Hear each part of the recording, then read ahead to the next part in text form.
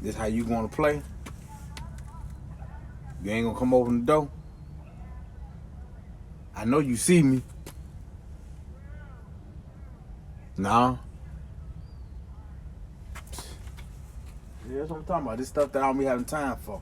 I went out, you said I wasn't doing nothing. I went out, got me a little job and stuff, and you still ain't happy.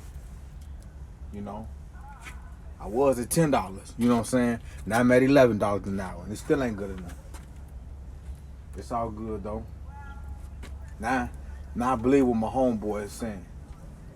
I believe him now. He said, man, she can't cook no way. And rice ain't cooking. You know what I'm saying? I should have believed him. Now, matter of fact, I do believe him. You know what I'm saying? You petty, man. This how you want to play games and,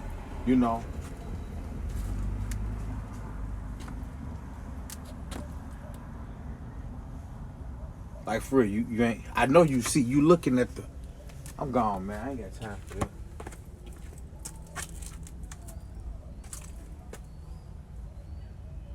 You really ain't gonna come to the door?